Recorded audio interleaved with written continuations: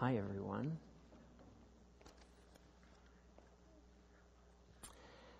A long, long time ago, a very important teacher named Jesus taught many great things.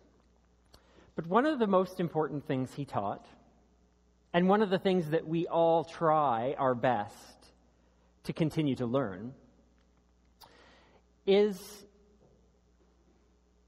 when he said, love your neighbor as you love yourself.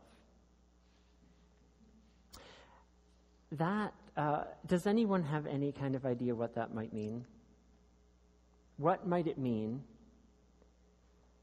to love your neighbor just like you love yourself? That's tricky. Do you have an idea? How about anyone in the room? What are some ideas?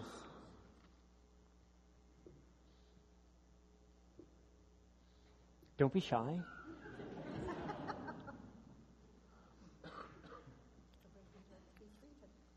To treat others the way you want to be treated. That's a good one. Yeah. Mm-hmm. Well, I think in some ways he also meant whenever we think about ourselves, we can also think about the people around us. So we're not always thinking just about us, me. I'm thinking about other people too. So I want to tell you a story. When I was in grade 2, we moved into a different neighborhood. And that meant I had to change schools. And so I remember still how scared I was when I had to change to a new school and go to a different school. I didn't know anybody. Have you ever done anything new where you didn't know anybody there? Have you ever been in that situation? I'm sure we all have. We have to start on a new team or a new grade or a new school, or maybe we do some new activity and we don't know anyone, and it's a bit scary that first time. So I was really scared, and I want to tell you something that happened. There was a boy whose name was Terry, and he had some chocolate-covered peanuts.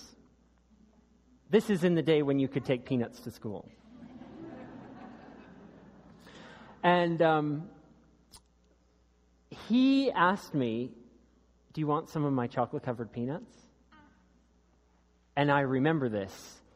And so I had some chocolate, and Terry became my best friend that year. He was the very first friend I had, but he became my best friend. Because, do you know how he made me feel? He made me feel like I wasn't all alone.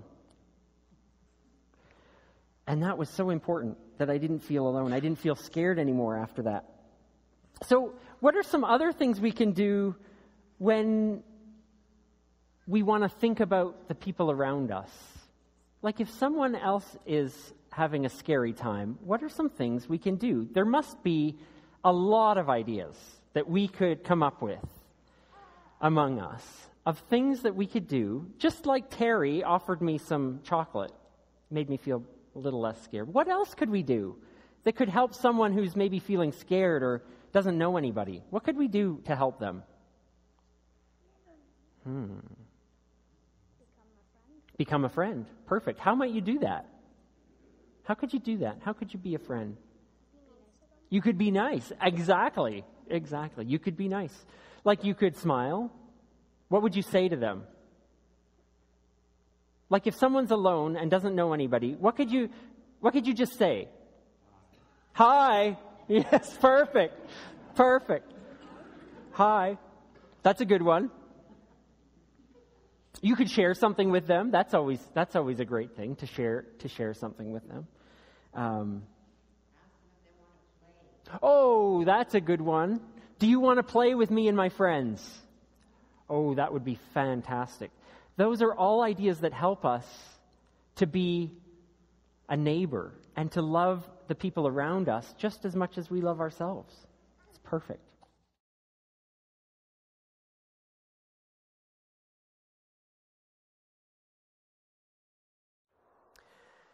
This reading comes from a time after the ancient Israelites returned to their land after being exiled and enslaved in Egypt. It demonstrates their thankfulness for their freedom and their desire to show their gratitude in their religious life. This is a set of instructions to the author's fellow Israelites from the book of Deuteronomy, chapter 26. When you've come into the land that you were given as an inheritance to possess and settle in it, you shall take some of the first of all the fruit of the ground, which you harvest from the land, and you shall put it in a basket and go to the holy place. You shall go to the priest who is in office at the time and say, "Today I declare that I have come into the land." When the priest takes the basket from your hand and sets it down before the altar, you shall make this response. "A wandering Aramean was my ancestor. He went down into Egypt and lived there as an alien, few in number, and there he became a great nation, mighty and populous. When the Egyptians treated us harshly and afflicted us by imposing hard labor on us, we cried to the God of our ancestors, who heard our voice and saw our affliction, our toil, and our oppression. God brought us out of Egypt with a mighty hand and an outstretched arm, with display of power and with signs and wonders, and brought us into this place and gave us this land, a land flowing with milk and honey. So now I bring the first of the fruit of the ground. Then you, together with the Levites and the aliens who reside among you, shall celebrate with all your bounty." These are words of Hebrew scripture dating from between the 7th and 5th centuries BCE. May we find wisdom for our living.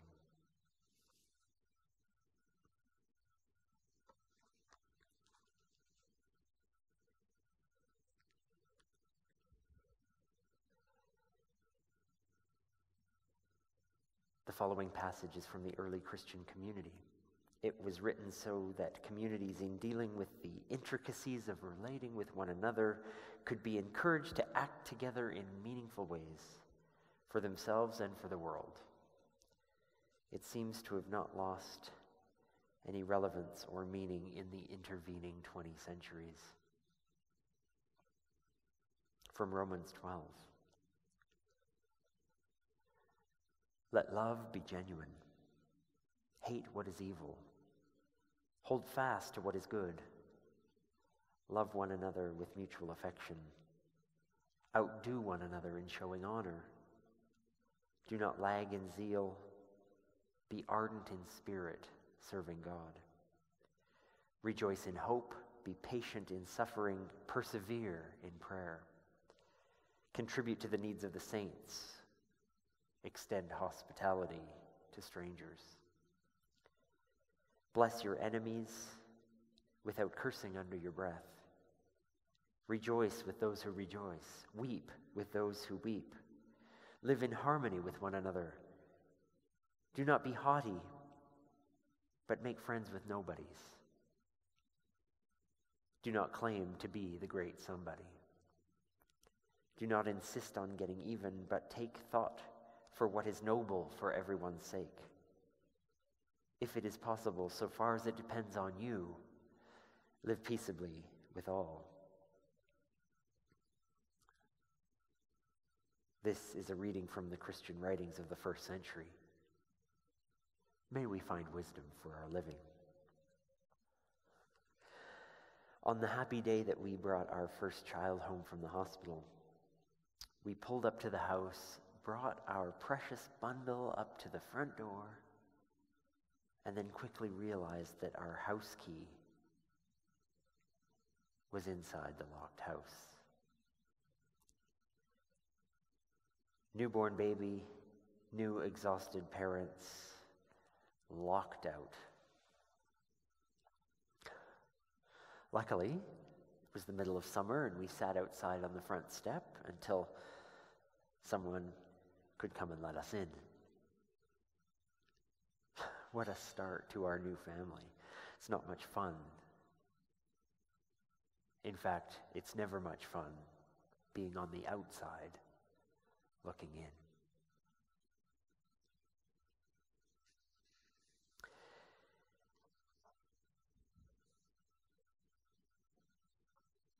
It's interesting, whoever we're encountering on our journeys, families that pick up food from our food bank depot, individuals we meet through our trips around town, seniors, youth, gay, straight, old, young, they're part of our city, they're part of our parish. There are stories of outsiders looking in everywhere. In your neighborhoods, in your families, in our neighbors, and yes, in our own histories and journeys through life. A moment ago, I used the word parish, and I used it intentionally. Heidi Newmark, in the February 5th, 2007 issue of Christian Century, talks about the word parish. The Greek word for parish used when talking about hospitality is paroika. Paroikia. It indicates a place of exile, a place where you might find a paroikos, a stranger, a resident alien. Our parishes are intended to be places of hospitality for the paroikos. The kind of place that is open and welcome to the stranger, not as a sideline, but as a core identity as a spiritual community, as we inspire compassion and make a difference. That's a core identity, to be a place of hospitality for those on the outside looking in. It doesn't take much for us to go back and look at our spiritual ancestors. There's wisdom to be found in the 25 centuries old words from the Jewish text of Deuteronomy. It tells of a migrant people on the verge of crossing into the land of promise. They're given a lengthy set of instructions to help them as they settle and build in this new land. They're to say these strange words to the priest. A wandering Aramean was my ancestor. He went down into Egypt and lived there as an alien. Well, it suggests right away that our histories, their histories, our histories are full of wandering outsiders. So let's just look at a few of our ancestors of faith. Abraham and Sarah. They were immigrants who left their land of their birth and became resident aliens. Joseph, of the colorful coat Joseph, caught up in a whirlwind of family and international and family conflicts as a detained alien whose traumatic journey ultimately gained him legal status and enabled him to feed his family. Moses, abandoned, became a resident alien in Egypt and the one who eventually led a band of desperate refugees on a desert trek toward freedom.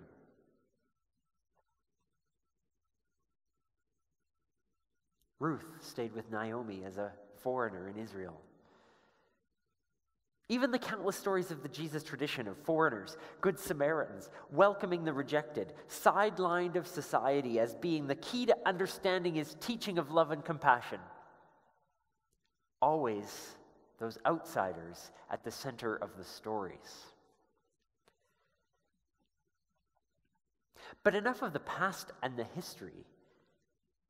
What about us? We all have within us a story of being an outsider. Our own families, our own personal stories. I wonder what that place and that time is for you. It could be anything. Was it a new situation you found yourself in? A new city? A new country? Was it a new job? Knowing no one? Was it when you walked in here for the first time and wondered what you'd find? Was it because of who you were or who you loved? Well, we're full of stories. We've all been the stranger. We've all been the alien. We've all been the outsider looking in at one time or another.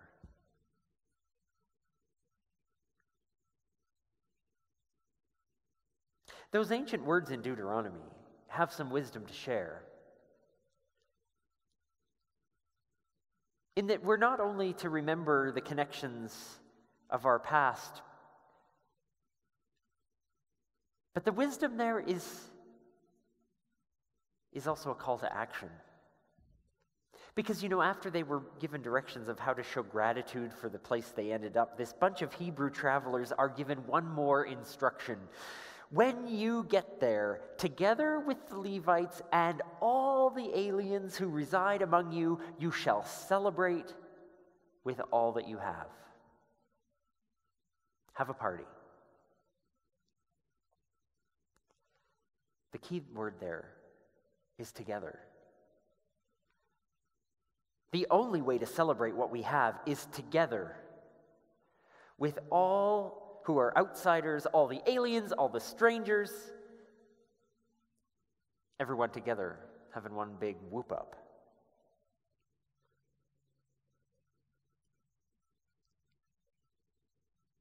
A mark of our identity as a community is that we wish to be an affirming congregation. The question we constantly ask ourselves is, how do we practice this? How will we ever newly define what it means? How do we practice this borderless, classless, beyond all barriers, radical hospitality?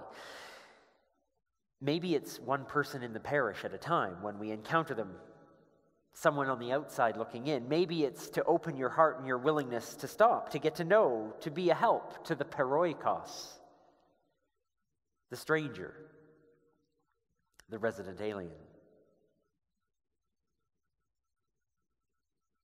Or maybe we do this collectively too,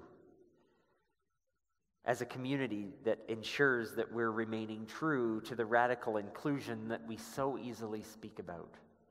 It means including those even who don't think and act like us, who don't look like us, whose idea of the Christian church is not like ours.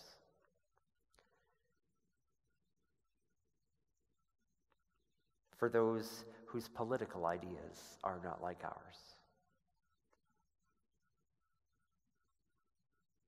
Well, fill in the blank.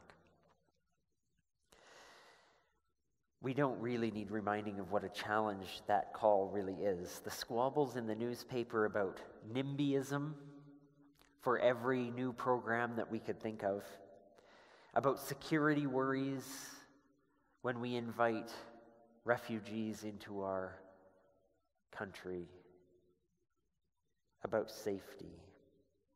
They remind us daily that this is still an extremely difficult task to welcome the outsider and to love our neighbor. It's never gotten easier.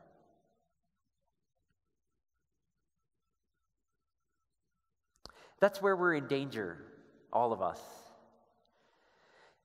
Danger when one of us that is a one-time alien, because we all were at one point or another, remember? When us one-time aliens become settled. When the sojourners settle, they will often settle for something less than the vision and hope for freedom and justice that sent them out in the first place. Those who entered the promised land did eventually settle for their own well-being as a group, neglecting the full instruction of freedom. They settled as possessors who overtook the dispossessed and the disconnected. Those who were strangers and visitors to these lands we're now living on met inhabitants whose home this was, and with European arrogance took the land and settled on it, neglecting the rights, often neglecting the well-being, often, of most that they encountered. It's one of those ironic facts that gets proven again and again through history that the dispossessed and the persecuted, after receiving some measure of freedom and power, will have the tendency to turn toward exclusion and persecution of those under them. It's a human trait we see played out in small ways in our urban and suburban existence whenever we're with other people. When we're in the long lineup at the store or the bank or the registry, at whatever government office we're waiting on, the person in the middle of the line, when we're the person in the middle of the line, we yearn to be the one at the front. But at the same time, grateful that we're not the poor sucker at the back. We yearn for better, and when we achieve it, we pour out our righteousness on those who have yet to achieve it. That's the risk, that's the danger. That even the outsider becomes the insider.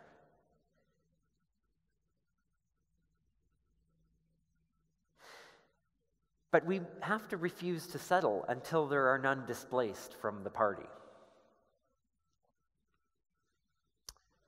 Not our neighbors in million-dollar homes on the ravine, not the ones with nothing that look into our warmth from the outside, not the youth displaced from their homes because of who they are and who they love, not the growing numbers of unemployed that struggle to afford rent in any of our neighborhoods, not the seniors that feel forced back into the closet in order to get the housing and the care they need. Not anyone.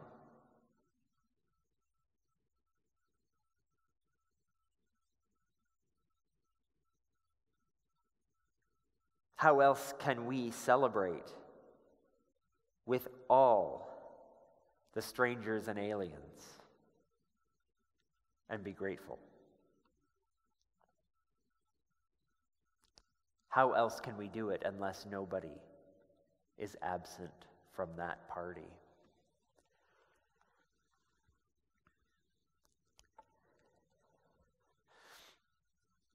I recently learned something interesting about old-fashioned locks and keys. You know, the old-fashioned keyholes that are open on both sides, you can see right through? For a skeleton key, yeah, for a skeleton key. If a door is locked from the inside with the key still in the hole, a locksmith can use pinchers for grasping the point of the key from the other side of the door. And you know what those pinchers are called, I learned? That little tool for grabbing the key through the hole. It's called an outsider.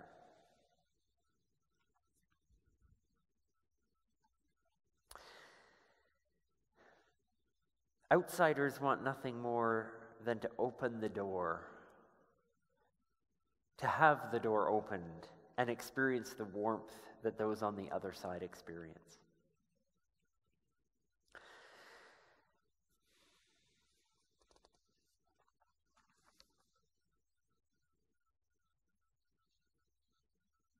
Even amidst our temptations to isolate ourselves from our history, to isolate ourselves from our own experience, and to isolate ourselves from this value, this ideal goal that we have to be inclusive and affirming,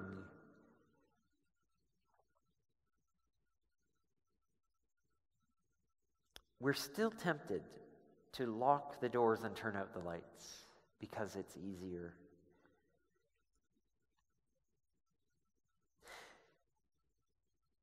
But we're constantly invited in our spiritual journey to tap into our memory of being the other in our own history and our own experience. And we're invited to begin to recognize that critical need for togetherness, refusing to lock the doors on those on the outside, Knowing that part of our work of showing radical hospitality is to find ways to celebrate with everyone, with the exiles, with the outsiders, with everyone. So with key in hand, let's get to work using the outsider key, the outsider tool, to help those on the outside get in, to invite them to the party, to invite them to dinner, to invite them to coffee, to invite them with a smile, with whatever it takes. May we live to make it so in so many ways.